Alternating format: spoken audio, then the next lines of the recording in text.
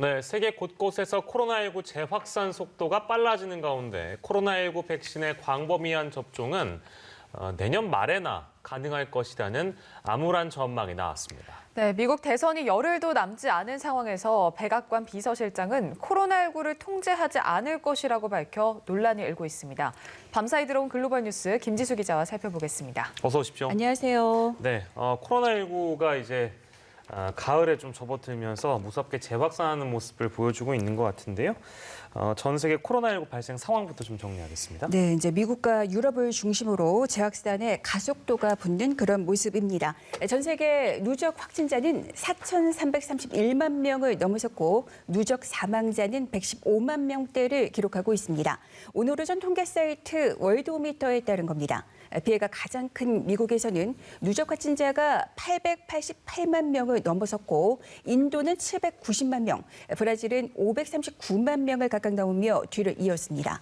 미국에서 하루 신규 확진자가 23일과 24일 이틀 연속 8만 명을 넘으며 사상 최다를 기록했습니다.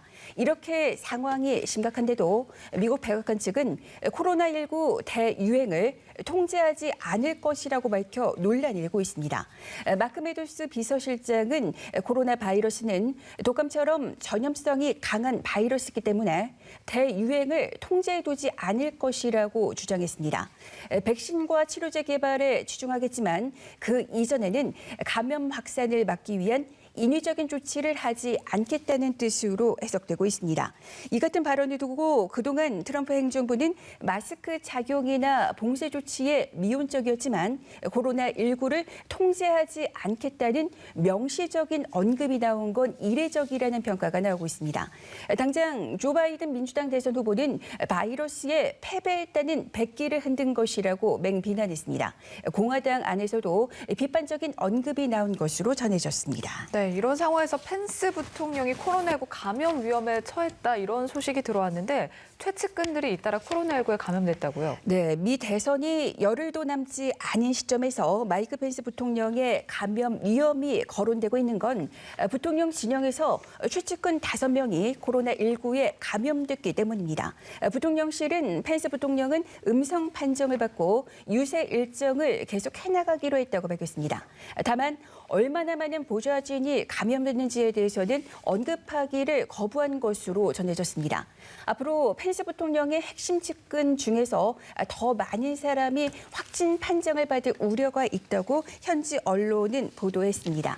CNN은 펜스 부통령 측근들의 연이은 감염과 관련해 이번 일로 백악관 내 안전 프로토콜과 투명성에 대한 새로운 의문이 제기된다고 지적했습니다. 앞서 카멀라 해리스 민주당 부통령 후보는 이달 중순 캠프 참모가 감염되자 자신은 음성 판정을 받고도 나흘간 현장 유세를 중단한 바 있습니다.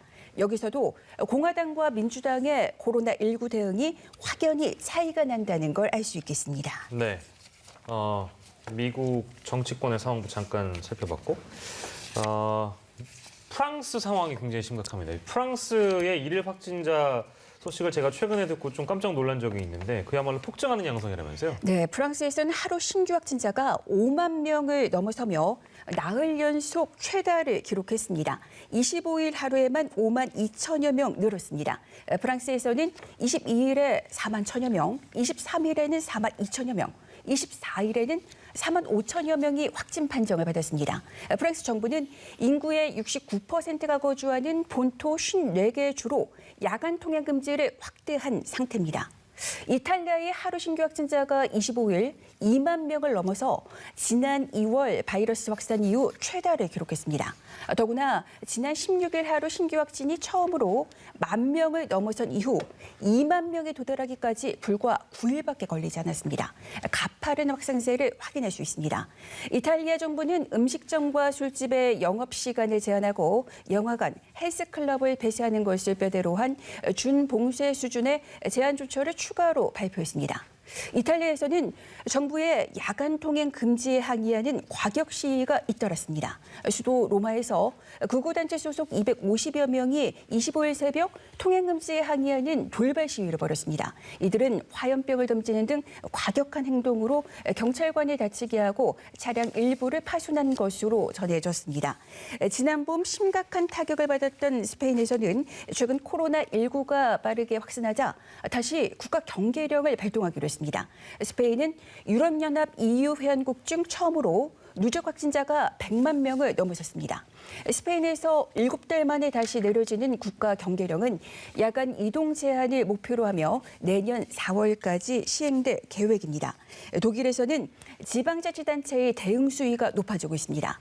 프랑크푸르트 당국은 해마다 12월에 열어온 성탄절 시장을 올해는 열지 않기로 했습니다. 앞서 베를린, 쾰른 등 다른 지역에서도 성탄절 시장을 열지 않기로 했습니다. 네, 이렇게 재확산이 심각해질수록 백신 소식이 궁금해지는데 사실 백신이 개발이 되더라도 우리가 언제쯤 접종을 할 수 있을지가 좀 제일 관심사인 것 같습니다. 이 백신 접종 가능한 시기에 대해서 내년 말쯤이 될 거다 이런 전망이 나왔다고요? 네, 이제 백신 개발이 끝나더라도 언제쯤 맞을 수 있느냐가 가장 관심이고 관건이 되는 부분인데요. 미국의 최고 감염병 전문가로 통하고 있고 미국 내 코로나19 대응에 앞장서고 있는 앤서니 파우치 국립 알레르기 감염병 연구소 소장이 이에 대해 밝혔습니다. 파우치 소장은 영국 BBC와 인터뷰에서 코로나19 백신이 안전하고 효과적인지를 11월 말이나 12월 초에는 알 수 있을 것이라고 말했습니다. 그러나 광범위한 백신 접종이 이루어지는 건 내년 말에나 가능할 것으로 예상했습니다. 그는 인구의 상당 비율을 대상으로 백신 접종을 하는 건 그래서 코로나19 발생에 상당한 영향을 미칠 수 있게 되는 것에 대해 얘기하자면 그건 내년 2분기나 3분기까지는 어려울 것이라고 설명했습니다. 한마디로 보편적인 접종은 내년 말이나 가능할 것으로 전망했습니다. 예, 물론 빠른 개발도 중요하겠습니다만 백신의 안전성에 대해서는 많은 전문가들이 지적을 하고 있기 때문에 시간이 좀 더 걸릴 것이다. 그러니까 우리는 개인 방역에 최선을 그때까지는 다해야 된다. 이렇게 정리를 할 수 있겠고 마지막 소식은 WTO 사무총장 선거와 관련된 건데 한국의 유명희 통상교섭본부장이 아닌 다른 후보를 일본 정부가 지지하기로 방침을 정했다. 이건 어느 정도 예상 가능하다는 내용이었다고 조간들도 보도하고 있던데요. 그런 자세한 내용은 어떤 내용입니까? 한마디로 일본 정부가 대놓고서 한국을 견제한 셈인데요. 네. 세계무역기구 WTO 사무총장 선거에서 나이지리아 출신 응고지 오콘제이 웨알라 후보를 지지하기로 방침을 굳혔다고 교도통신이 보도했습니다. 유명히 산업통상자원부 통상교섭본부장을 지지하지 않겠다는 겁니다. WTO 사무총장은 개별 분쟁에는 관여하지 않는 것으로 알려졌지만 일본 정부는 유 본부장이 당선되는 경우 분쟁 해결 절차의 공정성에 영향이 있을 수도 있다고 판단한 것으로 보입니다. 유명희 본부장은 일본이 한국 대법원의 징용 판결에 대한 사실상의 보복 조치로 한국에 대한 수출 규제를 강화하자 이 문제를 WTO에 제소하는 과정에서 중요한 역할을 한 바 있습니다. 팽팽한 선거 전에 WTO 사무총장 선거가 관리를 깨고 투표로 결정될지에도 관심이 모아지고 있습니다. WTO 사무총장 선거는 규정상 투표로 결론 낼 수 있지만 WTO는 합의를 중요시해 그동안 투표까지 이어진 적이 없었습니다. 그렇기 때문에 일본은 유 본부장이 다수의 지지를 확보하면 최종적으로는 그의 취임을 수용할 수 있을 것으로 보인다는 관측이 나옵니다. 일본의 임시국회가 오늘부터 12월 5일까지 41일간 소집됩니다. 스가 요시히데 일본 총리는 임시국회 개막을 계기로 오늘 오후 당면 정치 과제에 관한 기본적인 인식을 밝히는 소신표명 연설을 할 예정입니다. 지난달 16일 스가 총리가 취임한 후 소신표명 연설을 하는 건 처음입니다. 한일 관계나 대북 정책에 대해 스가 총리가 어떤 입장을 밝힐지가 주목되고 있습니다. 스가 총리는 지난달 문재인 대통령과의 전화회담을 마친 후 한일 양국은 서로에게 매우 중요한 이웃이라고 언급한 바 있습니다. 일본 정부는 일본 기업이 징용 피해자에게 배상금을 지급해야 한다는 한국 대법원 판결과 이에 따른 후속 절차에 반발해 왔습니다. 네, 이 소식까지 만나봤습니다. 지금까지 글로벌 브리핑의 김지수 기자와 함께했습니다. 고맙습니다.